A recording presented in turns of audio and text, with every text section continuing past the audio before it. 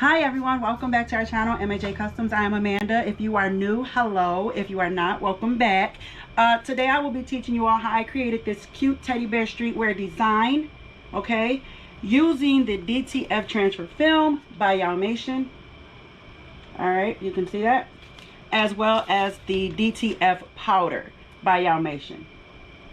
My powder is not in the pouch, you all, because I put it in a container. That's just the easiest way for me to use it. So you will all see that later on in the video when I show you all how we create this design. So let's go over to the computer so I can show you all how I did this.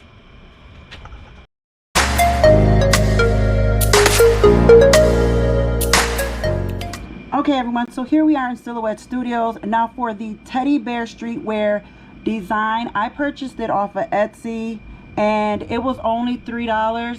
It did not come with the word streetwear on it, so I had to add that in there. So let me get out of there.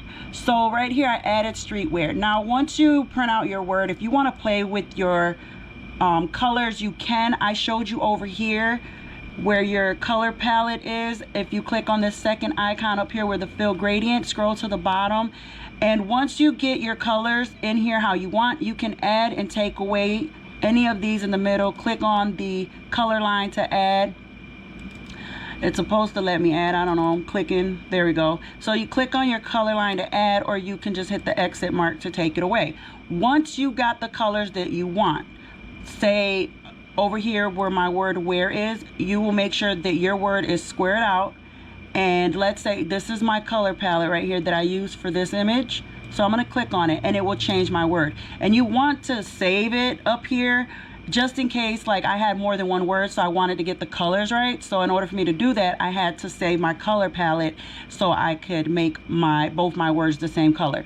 And as you can see down here, I have a smaller image because this is the image I am going to use. I'm going to press this image first and try it out on an old t-shirt, and we'll see how that goes. And if it works, then we can move forward and make the original shirt that I really want for my son. Okay, so that's why I got two different sizes. I always do this. I always press two different sizes because I use the smaller one as like a pre-press, so you can check to see if your settings and your temperature and all that good stuff is right before you move on and do the original image that you want to give to someone. Okay, that way you don't mess up the original image and a good shirt.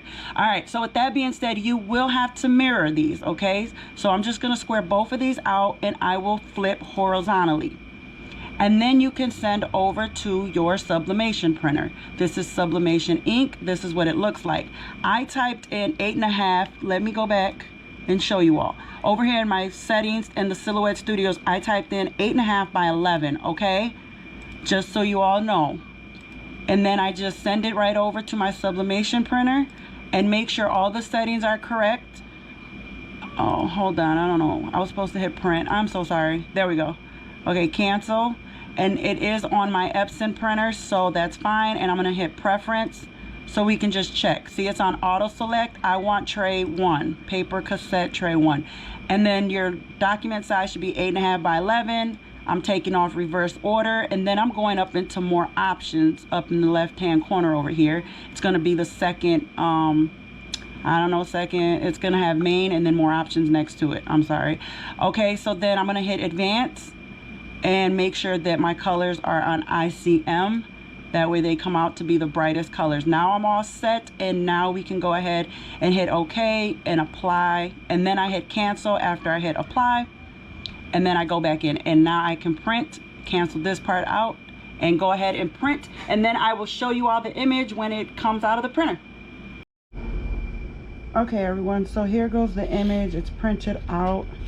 I printed out a big size and a small size because I like to do the practice test first. So I'm going to go ahead and put the powder on here. I'm going to show you all that step, but I'm going to cut my images. I'm going to separate them right now, and then I'll show you the powder step, okay, and how we cure it. Okay everyone, so for this part I dumped my DTF powder in a container.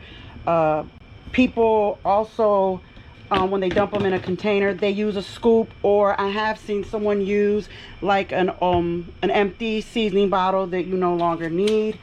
You can use that, but I just go ahead and put my image in there just like this and just let the powder roll around. Do not touch the ink.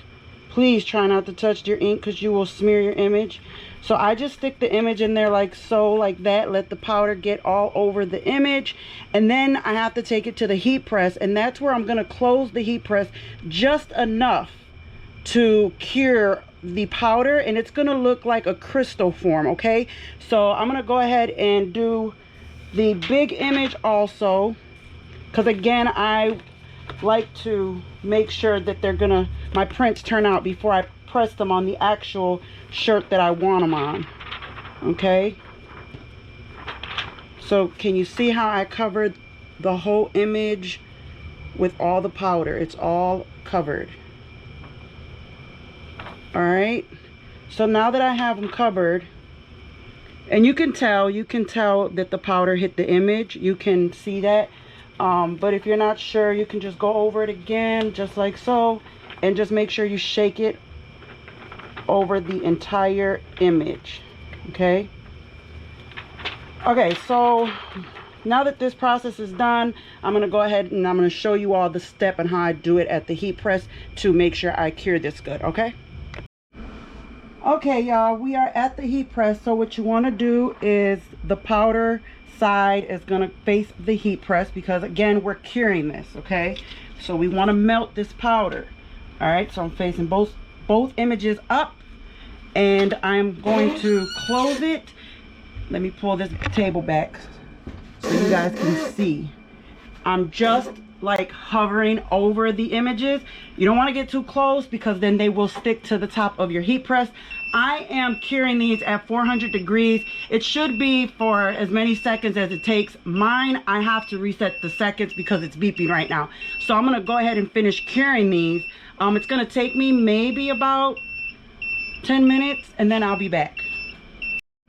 So you all can get a better look of how much space I have between the heat press and the images, okay? If you could see that. So again, I'm curing these at 400 degrees for 60 seconds, okay? And then I'll be back when they're done.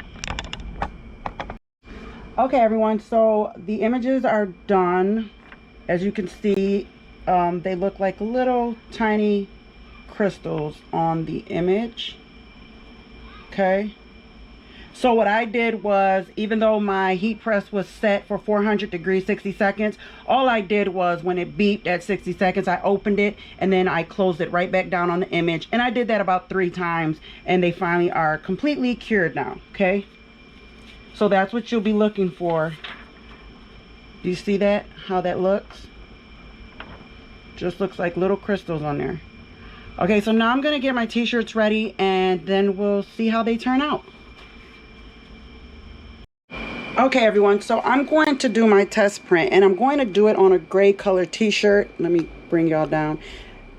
Just in case anybody was curious, I have this old t-shirt that I was practicing and I've done other images on. Like I said, keep your old shirts because they can always come in handy when you want to try something out before you put it on your actual t-shirt or garment. Okay, so I'm going to put the small image on here and I'm going to press this. You can press it anywhere between 350 degrees to 400 degrees, between 15 to 20 seconds. I'm going to do mine at 350 degrees for 20 seconds. Okay, I'm going to cover it. Let me slide this shirt over, position it. And that way, if anybody have any questions, I don't have a black t-shirt. So if I had a black t-shirt, I could have showed you how it would have came out on that one, but I don't right now have a black t-shirt that I ruined that I could have used, so I just grabbed the gray. We know for sure that it's going to work on white. I've tried it before this video on another shirt a while ago, so I know it works on white. Okay, so I'm going to let this cool down because it's supposed to be a cool peel, and then I'll come back and show you all what it looks like. Okay, everyone, so I just took a towel and I just rubbed my image until it cooled down. And there you have it. And you should go by the ink, whatever is left on your paper or sheet, I'm sorry. And this is what it looked like. You guys, it looks really cute. It does. And it's soft. It's real soft. Okay, so now that I've shown you this, I'm going to go ahead and do the actual, the bigger image on a white shirt. And then I'll show you how that one goes, okay? Okay, everyone, so this is the original shirt that I am going to make for my child. And this is the design. And I'm just going to eyeball this. Okay.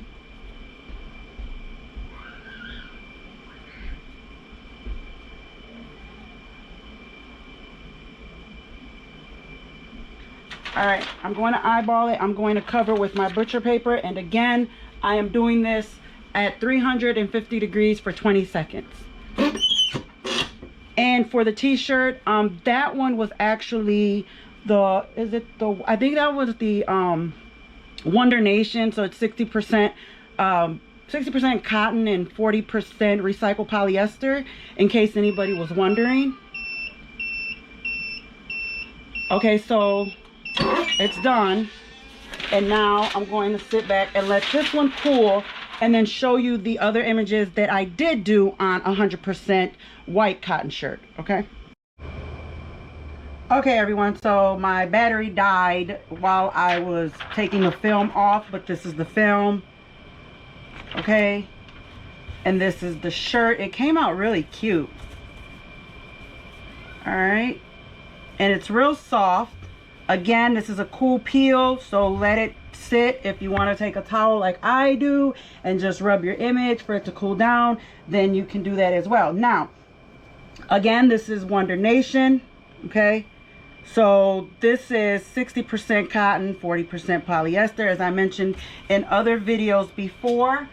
Now, let's get to the 100% cotton. Okay, so I did this image, this hot cocoa one, a while back. This was a practice. As y'all can see, this is my practice 100% cotton t-shirt. Let's see, right there, it's very little, by Gildan. Okay, so if y'all could see it. So yes, it can be done on this, of course, and it came out again really smooth and really nice. Okay, and then I showed you all how it came out on the gray shirt. It came out nice. Like, you can't see it that well on camera, but it did come out cute. So again, I'm sorry I didn't have a black shirt. I would have tried it on the black shirt and showed it to you all. So if you all are interested, and I think I had a Sonic t-shirt, and it lasted. It lasted through numerous of washes of I said that right, I'm sorry.